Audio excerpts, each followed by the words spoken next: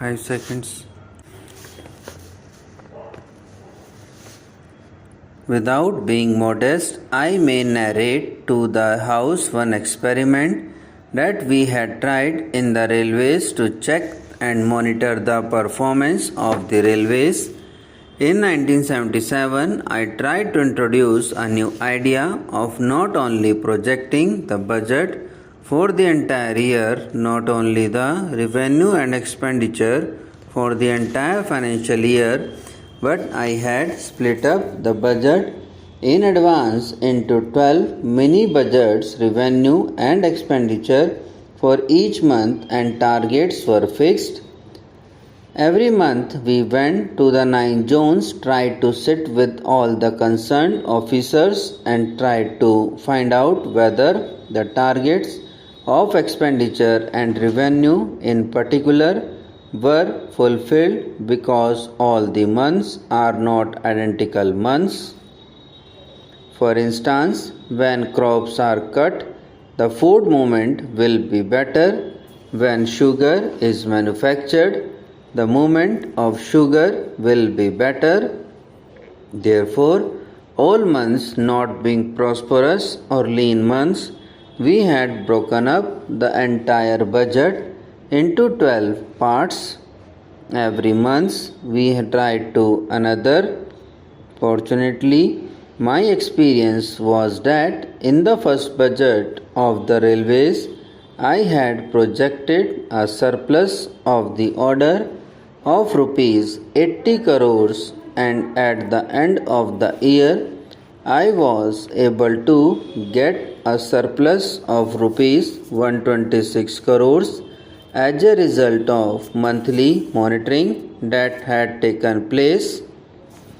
Now we are trying to introduce a quarterly monitoring of our governmental expenditure as also of the revenue mopping up us, so that we will be able to maintain the deficit at a lower level, and we are sure we will be able to do the job. Then there is black money of the order of rupees 40,000 crores. That was also an inflationary impact on the entire price structure.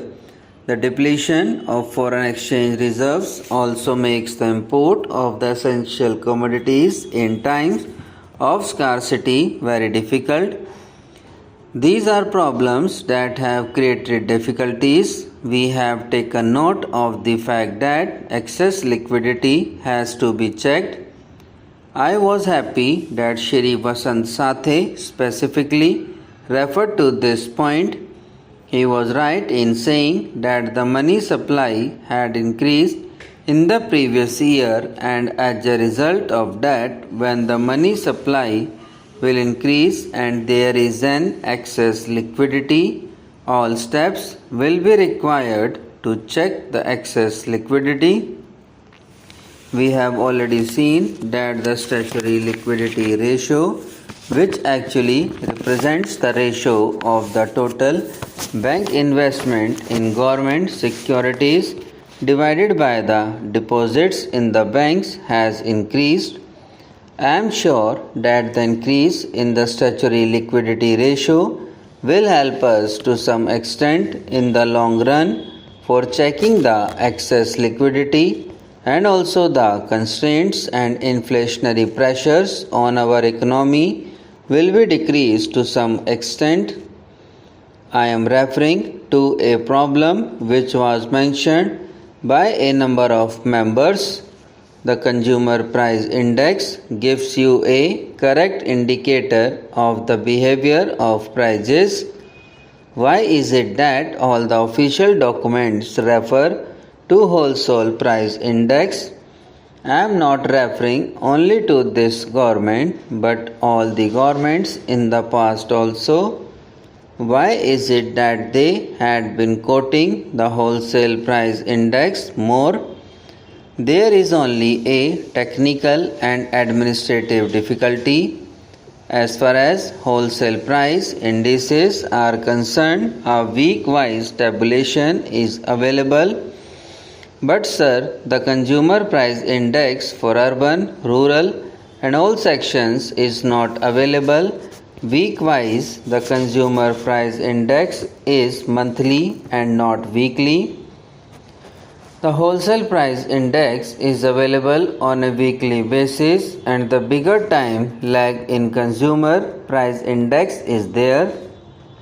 And as a result of that, although one does not desire to make reference to the wholesale price index, yet for regular and periodical behavior of the prices, we have to take resources only to quoting the wholesale price index.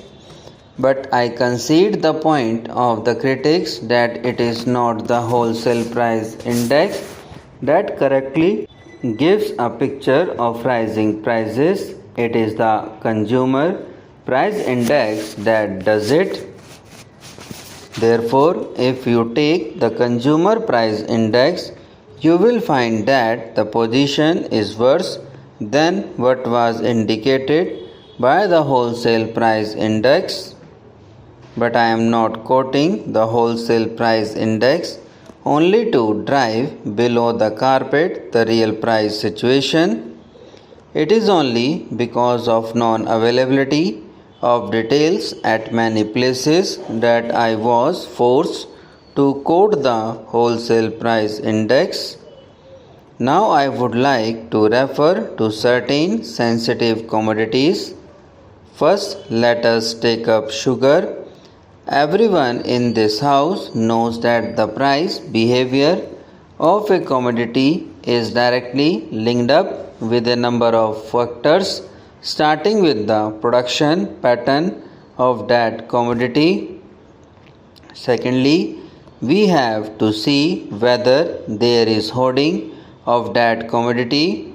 Thirdly, how does the distribution take place, and if there is a dual price, what are the quotas distributed to the levy section and non-levy section? Now we address ourselves to the problem of augmenting the sugar production.